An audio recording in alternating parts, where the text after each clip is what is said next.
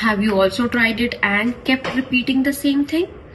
आप अपने wrist joints में क्या कर रहे हैं? Here we see what is happening.